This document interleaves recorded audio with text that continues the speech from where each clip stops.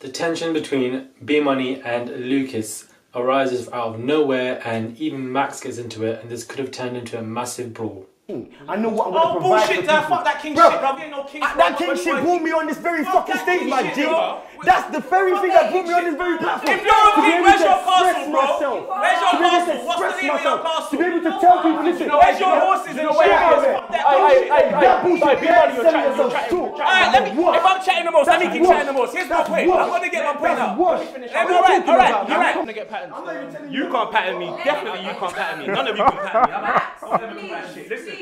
Let me pattern myself. Bro, chill with that tone, innit? We ain't gonna fight, so there's no tone to chill. Hey guys, it's Morali. Hope you guys are all doing well today. So we have the brand new episode of Bkchat, and this was an interesting episode to say the least, especially from the men's side. They really did bring all forms of entertainment that we needed, apart from Adrian. He was doing team furniture in this episode for a bit, but maybe that's because he's been through a lot with this particular platform, so therefore we have this expectation of him when it comes to it.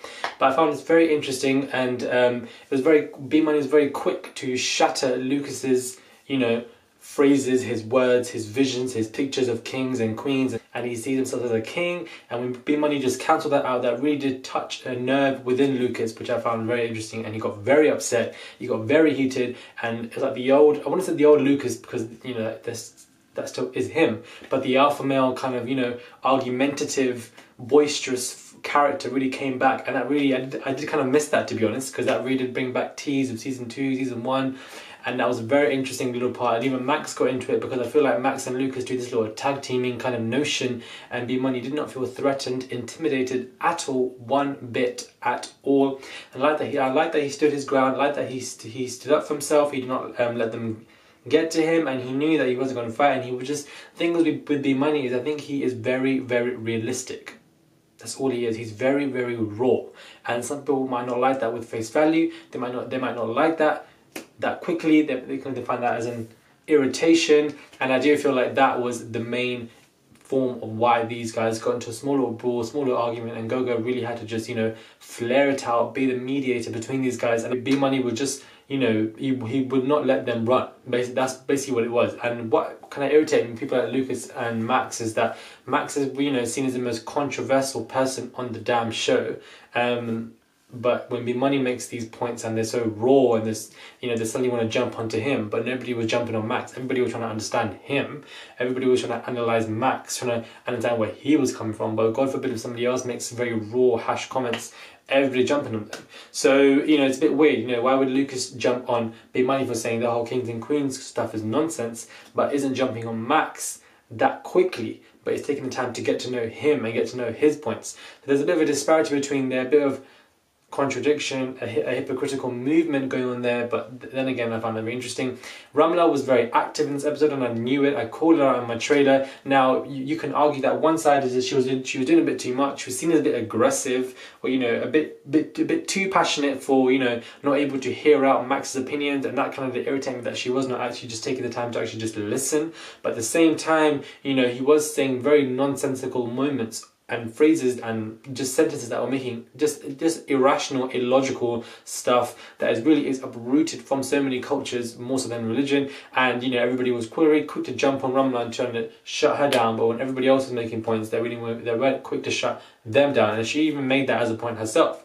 So one could argue that she was being a bit too passionate, a bit too aggressive, shouting loudly, cutting off sentences, and then one half is she's just as passionate as Lucas. So why are they shutting her down, but they don't shut him down? That is the tea for today. Just my mum raised me. You ain't entitled to shit. I'm not your child. I don't owe you anything. You're another human being. I think you're taking it. So why is he saying entitled? He should read my bank statement and go through it. Is he tax credit? Listen, we all have a way that we talk, and it comes across and we're like, right, that's alien, because we all have our perspectives where we come from. He's saying it the best way he knows how to, and that's why we're all chipping in, trying to analyze it. Stop trying to attack it like it's no. She's coming at his point like it's... And then we have Miss Nissy T, and I really like the way Nissy played the game here. She played Max at his own game, because Max loves to justify every single thing through religion, yet his main arguments are really based on his culture. What does the verse in the Bible say about husband submit to your wife submit to your husband? What does it say? It says, I don't know what the verse is clearly, but it says, wives submit to your husband, but husbands love your wife as Christ loves the church. Right. Now, Christ loved the church, so what did he do? He was also in submission of that church because he served the church. So just as much as a husband submits to his wife, I mean, just as much as a wife submits to the husband also submits. Do you know what I mean? It's a cycle thing. Well, honestly, you really do sound like you're going to be running a dictatorship in your household, and that is not okay. That's just my personal opinion. Obviously, you're going to find your own. And, you know, Nisi kind of just outlined that. She just exclaimed that she brought out phrases from the Bible and used them against him. Not in a negative way, but used them against him to prove a point that what you're saying is wrong. It doesn't make sense. The fact that you have these points and you coming into a relationship with this exterior really is the foundations of a constructive... really are the foundations of a constructive relationship that can turn abusive, where you think you are in charge, where, you know, you need to know what this person's earning, but you won't know what I'm earning. Therefore, that will turn to something else of controlling, something else, something else, something else. Next thing you know, she steps out of line, you want to hold her hand, you want to push her, something like that. These are just the small stepping stones. And one could say, no, I wouldn't have been in that situation. But if you're building the blocks by saying you want to know what this person is earning and you want to know what this person is doing and everything, then it will get to that elevated status where you will begin to abuse your partner, abuse your spouse. So I feel like his form of mindset, I feel really sorry for him. I do pity him because I do feel like coming into a relationship with that mindset, you will fail.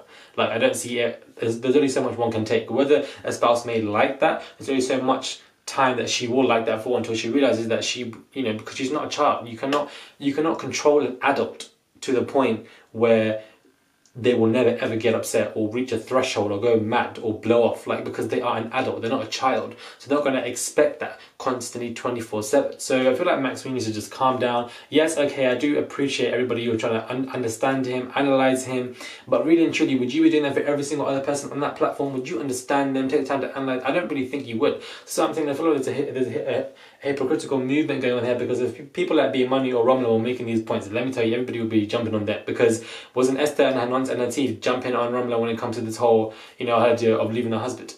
Everybody wanted to jump on that because that could have been based on her culture as well as her religion.